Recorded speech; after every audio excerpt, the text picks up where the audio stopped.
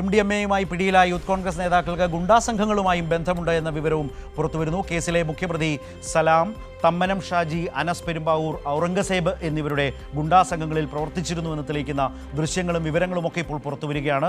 മുഖ്യമന്ത്രി V D Satheesan മുഖ്യപ്രതി സലാമിൻ്റെ വീട്ടിൽ എത്തിയ ദൃശ്യങ്ങൾ പുറത്തു വന്നിട്ടുണ്ടായിരുന്നു. ഇതിനിടെ പ്രതികൾക്ക് മന്ത്രിമാരുൾപ്പെടെയുള്ള മറ്റ് കോൺഗ്രസ് നേതാക്കളുമായും ബന്ധമുണ്ടെന്ന് തെളിഞ്ഞു.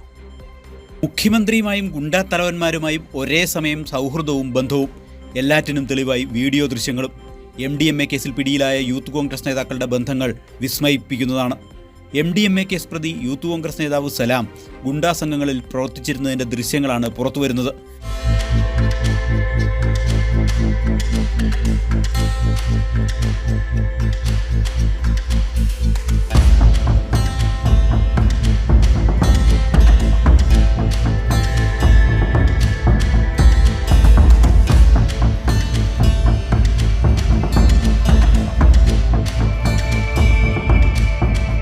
ദൃശ്യങ്ങളിൽ ഉള്ളത് കുപ്രസിദ്ധ ഗുണ്ടകളായ തമ്മനം ഷാജി, പെരുമ്പാവൂർ അനസ്, ഔറംഗസീബ് എന്നിവർ.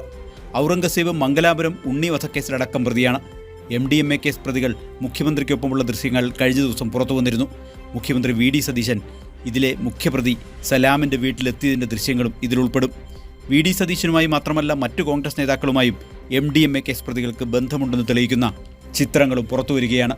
അതിലൊന്നിൽ മുഖ്യപ്രതിക്കൊപ്പം നിൽക്കുന്നത് മന്ത്രി T Siddique, Benny Behanan MP, BRM Shafeer, Ernakulam DCC president Muhammad Shiyas എന്നിവർക്കൊപ്പം മുഖ്യപ്രതി ഹുസൈൻ നിൽക്കുന്ന ചിത്രങ്ങളും പുറത്തു വന്നവയിൽ ഉൾപ്പെടും.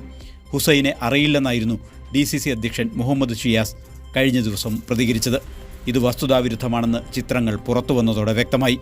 MDMA കേസ് പ്രതികൾക്ക് ഒരേ സമയം ഗുണ്ടാ തലവന്മാരുമായും മുഖ്യമന്ത്രിയുമായും മന്ത്രിമാരുമായും അടുപ്പമുണ്ടായിരുന്നു എന്ന് തെളിഞ്ഞതോടെ കോൺഗ്രസ് ക്യാമ്പ് കൂടുതൽ പ്രതിരോധത്തിലായി. സാലി മുഹമ്മദ്, കൈരളി ന്യൂസ്, കൊച്ചി.